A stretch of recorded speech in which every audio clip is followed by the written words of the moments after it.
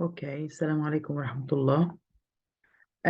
Here we are going to continue what we were talking about in our last session, which was surveys and how do we use them and how can we form them. First types of questions we use in surveys. We have many kinds of questions which, for example, first we have fact-based questions. These questions require only one correct answer. They are true statements, and this form of inquiry doesn't involve personal feelings or opinions, and every response must have supporting evidence.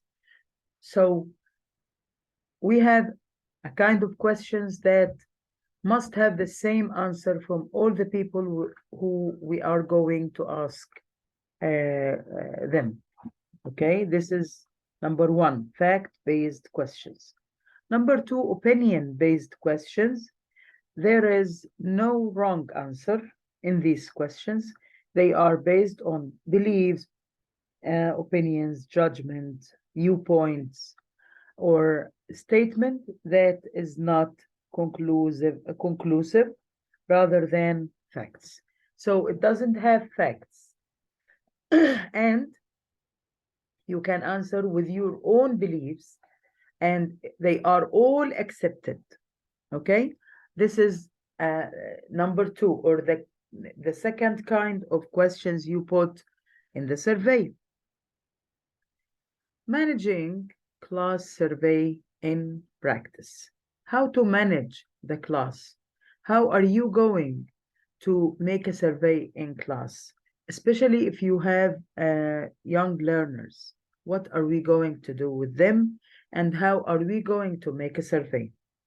By the way, the homework, this tag, is to build a survey by yourself or make a survey by yourself, and copy it and give the students this survey to answer the questions. And then if you have just older students, such as from the fifth grade up to secondary schools, if you or secondary classes, if you have secondary classes, you can do this survey with them. But from the fifth grade, okay, grade 5 are required to have this survey. How are you going to make the survey and how are you going to hold it? First, choose a relevant topic for your class survey. So first you are going to do it by yourself and copy the paper and spread it.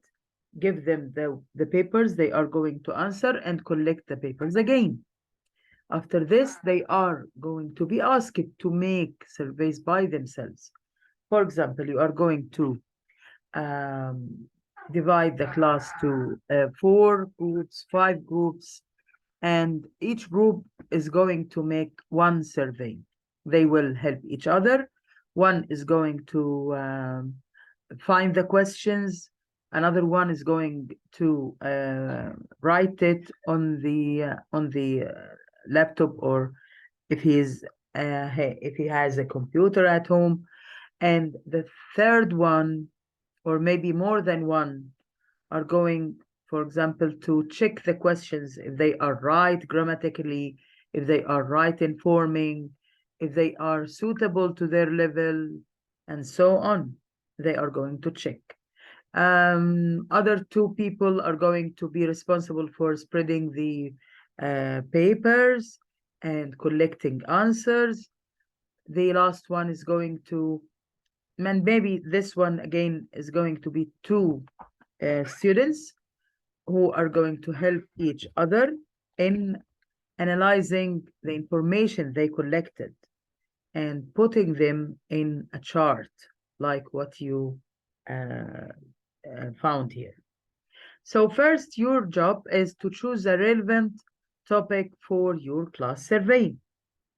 Then design a worksheet and some sample questions, because they are not going to be very hard or mysterious, because you need to collect answers. After this, make it clear to the class what the survey is about. For example, if you are going to ask them, um, hey guys, we are going to have a party at the end of the year, and we need your opinion. And what can we do for the party or in the party? What games are we going to share? What is the order of the games? Who are going to share with us? What are the things are we going to present, or activities are we going to do? And so on. So make it clear to them, to give them some time to think about it and to give you good ideas. After this, give the survey worksheet to the learners, ask them to add questions, and in this point, it is very, very good to give them the chance to add questions as a training for the next step, which is to build a survey by themselves.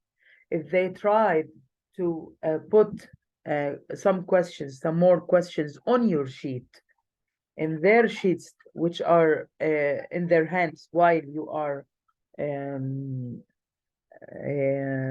doing this survey, they will understand how to form questions, how to build their information gaps, and so on. Then organize the information gathering interviews. Of course, these surveys are going, or the survey that you are doing is going to be spread in the class, and there will be interviews with the students. Some of them, they are going to talk about the survey, and you discuss with some of them what did they do in this survey. When you sit with a student, try to video this meeting.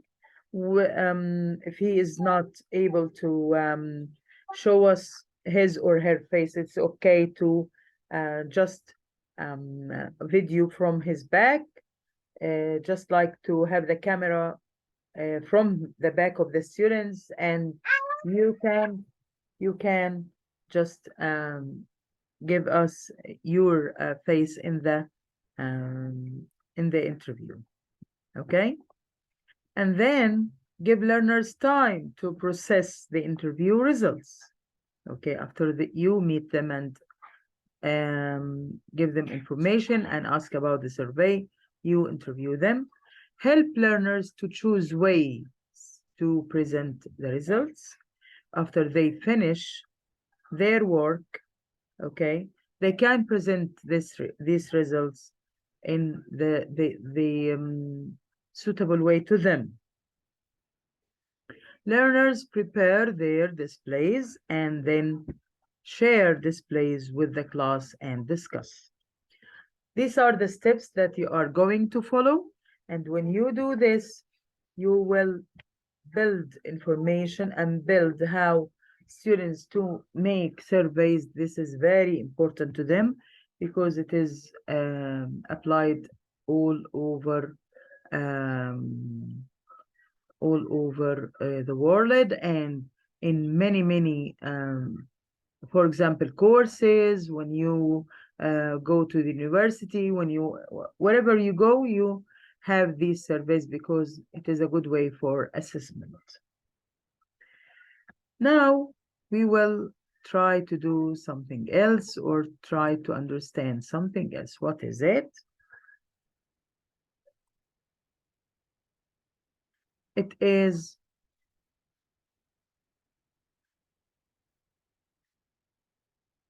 right.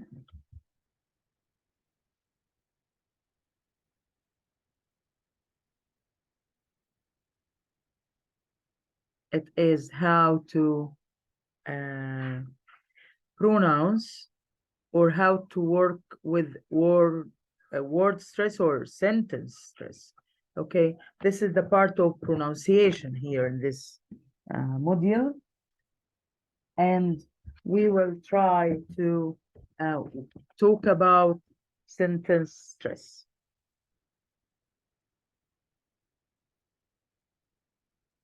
Okay, what is sentence stress? Sentence stress is giving importance or more importance to some parts of the sentence or certain parts of the sentence according to the meaning or to the message you are giving, or you are just concentrating on.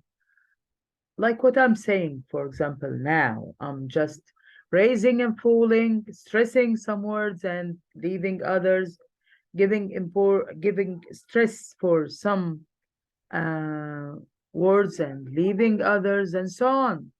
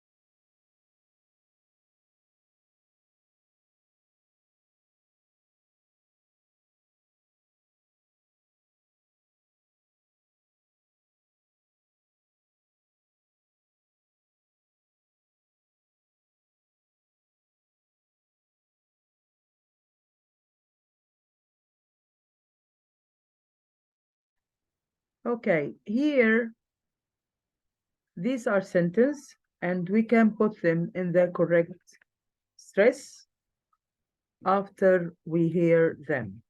Okay, but if you don't hear it,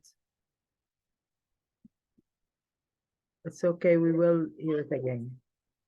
It's so much low voice, so I'm not going to use it, but we will see the division of them or how to put them in in their fields. Okay.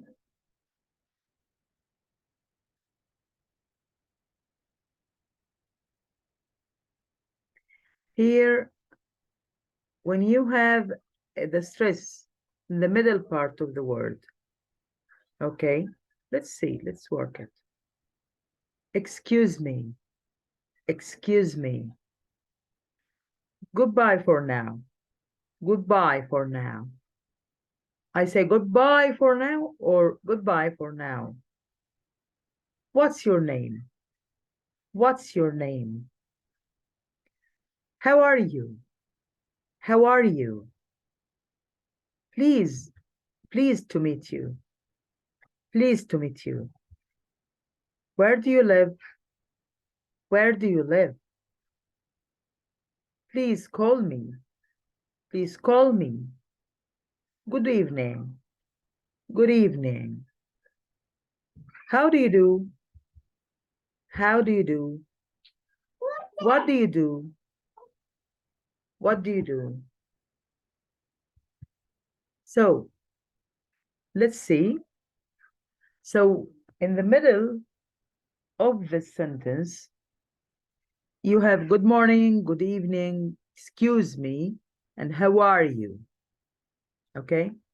When you have the stress at the beginning and the end, thanks a lot. What's your name? When you have in the two parts or the two first parts, let's see the first and second parts. no problem. Please call me. So this is very related to the meaning that you are intending to give. Okay, it's time to go. Time to go. Goodbye for now. See you later. Pleased to meet you. Pleased to meet. Why? Because you want to tell him or her that you are pleased, not for anything, just for meeting her. Okay? Where are you? Where are you from? Where are you from? It's different than where are you. If you have where are you, it will be like how are you? Okay? But here, where are you from? I need to know his place. So I am giving stress to where and from. Okay? And then how do you do? How do you do? How do you do? Where do you live? Where do you live?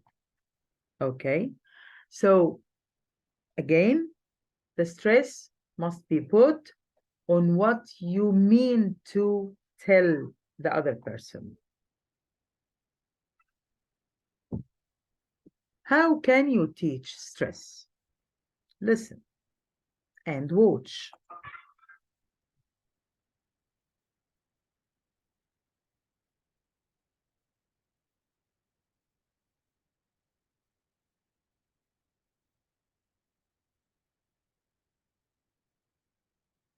Hello and welcome to the Teachers Room, the show that's by teachers for teachers. I'm Jan. And I'm Shad. And this episode's topic is...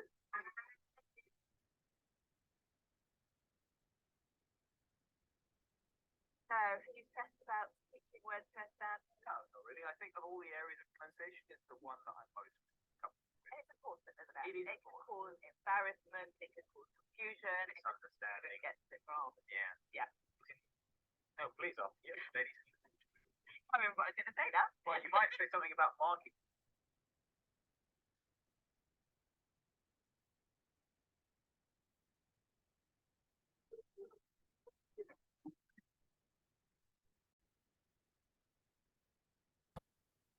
Word stress for new vocabulary. That is exactly what I was going to say. Imagine that was that. the point I was going to make. So don't forget, when you're writing new words on the board, particularly ones that, you know, the word stress causes confusion, don't forget to mark it. That's right. You should use the same colours and shapes and try and use a visually clear and consistent style. What kind do you like? I use circles. I like circles. How about you? I'm a box kind of guy. I like squares, rigid.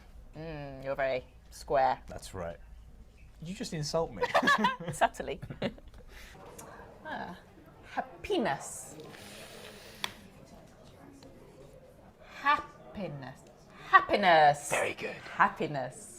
Also, encourage your students to be independent so they can mark stress in their notebooks to help them in the future, and show them how to look it up in a dictionary so they can find out for themselves. With more advanced learners who know a little bit more about word stress, it might be worth highlighting the difference between major stress and minor stress. Ooh, difficult. Difficult stuff. In a dictionary, it looks like this.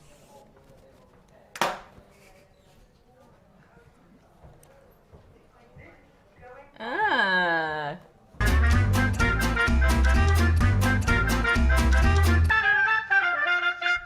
So how do you make word stress fun in your class?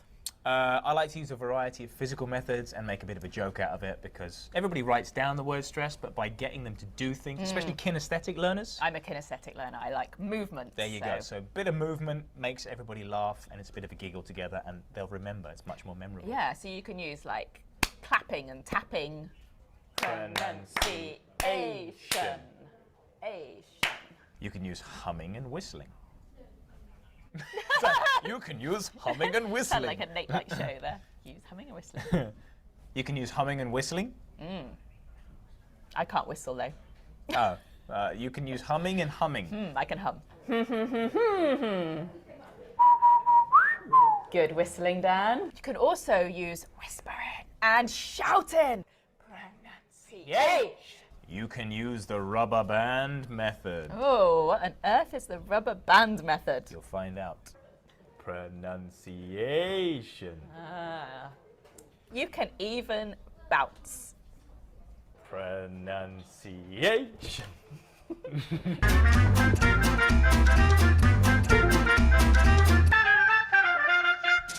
Like all areas of English, there are rules and exceptions with word stress, so it can help to encourage students to notice these patterns and make them aware of it. Certainly, with a few simple rules, you can help them increase their knowledge and help them to better pronounce unencountered words in the future. Dan is a rebel. You know it! Behave, Dan. Sorry. Dan rebels. Don't hate me for it. So, where's the stress on the noun? First Dan? one. And then the verb? Second one. What's that? It's a rule! A pattern, a rule, yay.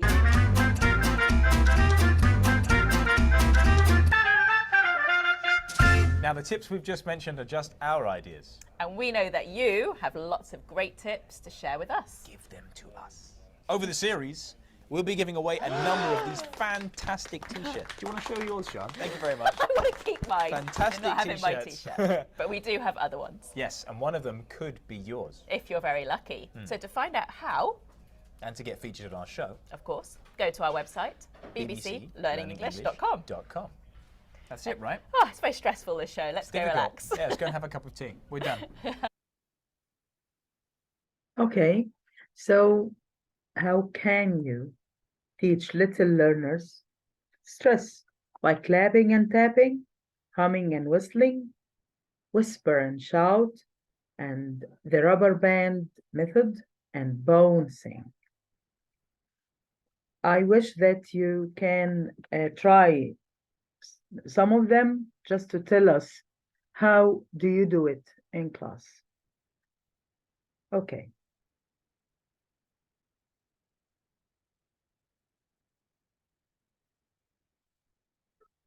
Now, we will play this game when we meet, so we don't have to just explain it now because it needs movement, and we will do it, inshallah.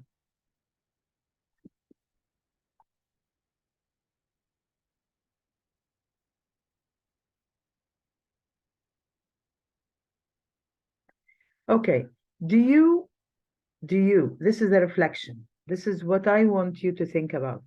Do you include pronunciation exercises in every lesson that you teach? Do your students enjoy doing pronunciation exercises or not? Think about it and give me the answer when we meet. So the last part is the magazine. So you can have this topic, and I will put it on the group to decide what the term blended learning means and how would you describe the style of writing in blogs, okay, or in this blog. So you will read it to understand, or to understand their idea about blended learning and what does it mean. Then you will describe the style of writing in this blog. This is the second task.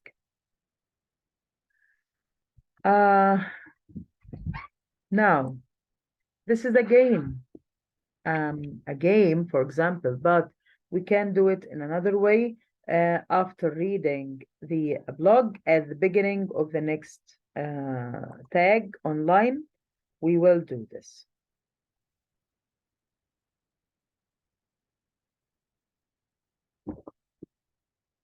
All of this part depends on reading the blog, and after we finish it, we will discuss all of these points.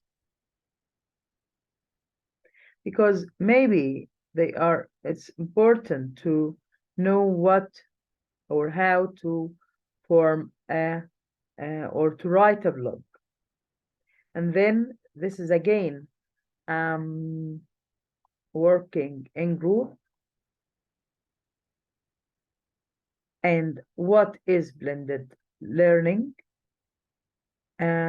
You will try to summarize your ideas and tell us what are they. This is going to be again online at the beginning of the online session. Okay. Again, this is blended learning. So I was happy to talk to you today, even if it is very short, but I think we covered two important points, which were surveys and the pronunciation, the sentence stress. I know that the sentence stress needs more time and more practice, and we will do this. And if you have any questions, I'm waiting for your questions on the private WhatsApp. And if you like to join us on Saturday, 17th of December online, you will continue with us then the tag, and we will talk about blended learning before we start with the new tag. Thank you very much, and I hope to meet you all on Saturday, 17th of December.